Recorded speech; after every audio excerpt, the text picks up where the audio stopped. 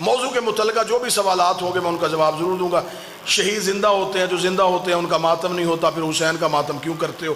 یہ سوال کا میں اکثر جواب دے چکا ہوں جی، میں نے پڑھ لیا جی۔ اچھا ایسا ہو جی، شہید زندہ ہوتے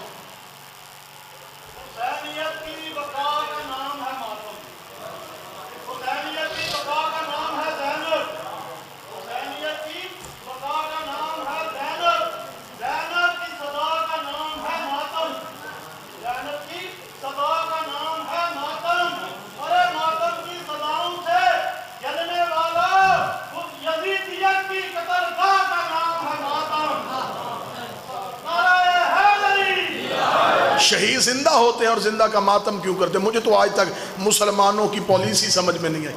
ہم ماتم کریں تو کہتے ہیں زندہ ہیں، ہم مدد مانگے تو کہتے ہیں مردہ ہیں۔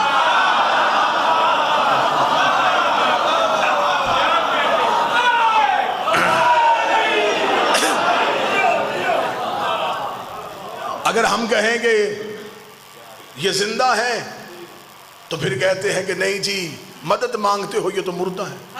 خدا نے چھٹا پارا شروع یہاں سے کیا ہے، نہیں پسند کرتا اللہ اونچی آواز پہ رونا، مگر جہاں ظلم ہو وہاں اجازت۔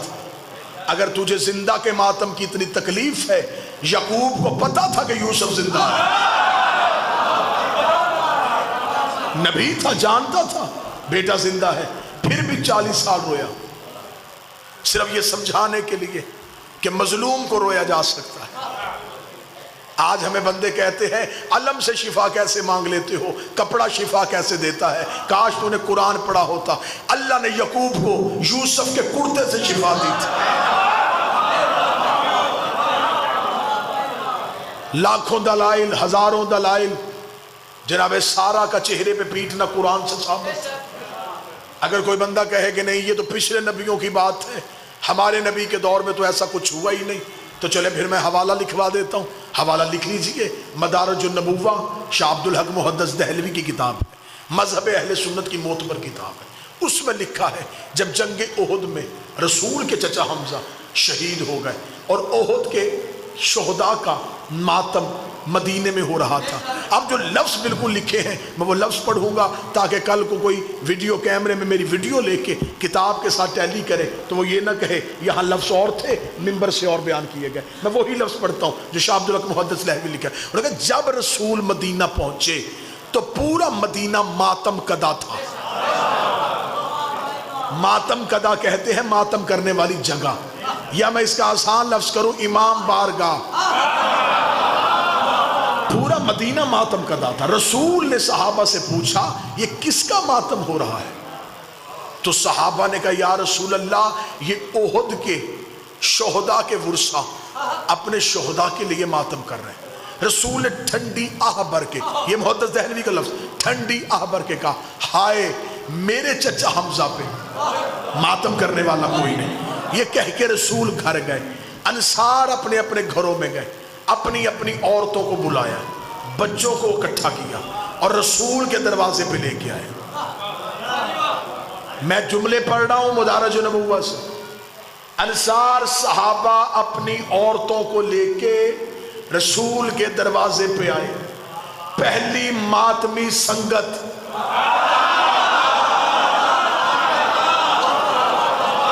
صحابہ کے گھروں سے نکلی، رسول کے دروازے پہ آگے صحابہ کی عورتوں نے اونچی آواز سے رسول کے چچا حمزہ پہ آہو فریاد کرنا شروع کی۔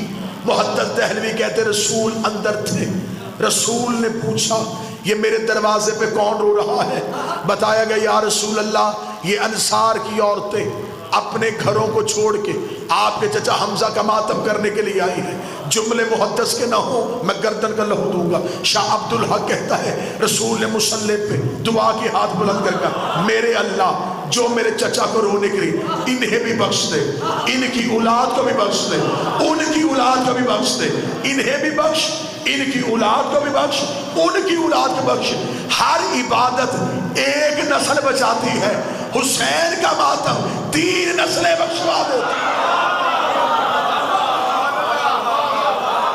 سنی کتاب سے دلیل، ایک اور دلیل سن لو جلدی جلدی۔ اب ایسے کرنی کو خبر ہے نبی زندہ ہے، صرف نبی کا دانت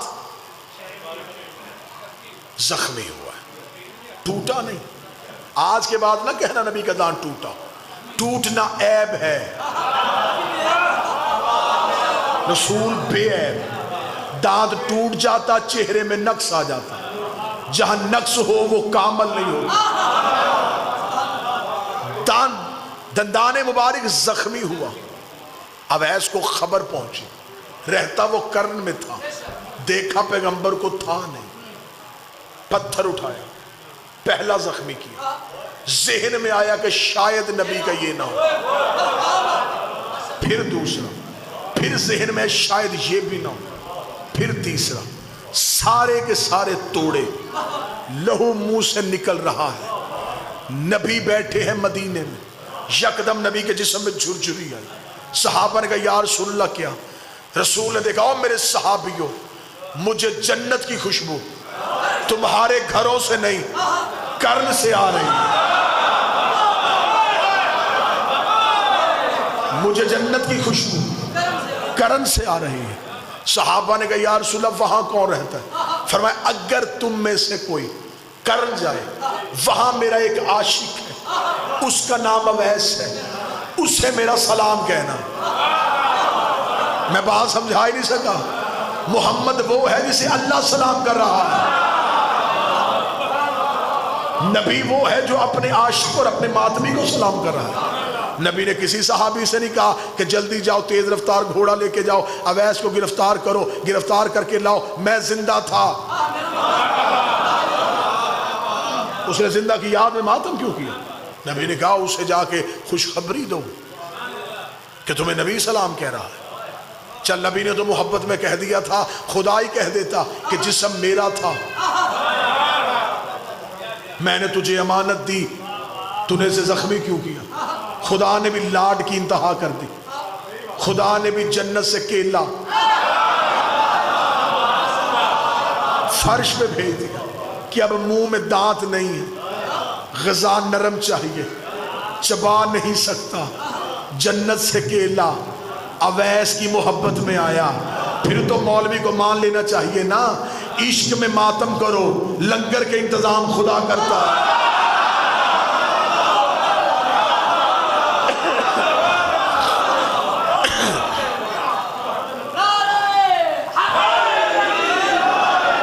ماتم کے لیے ایک نہیں 1000 دلائل کے انبار لگائے جا سکتے ہیں، لیکن جس نے نہیں کرنا ماتم رسم نہیں، ماتم عشق۔ تیرا دل تڑپے کہ 2 ہاتھ سینے پہ مار، اسے ماتم کہتے ہیں۔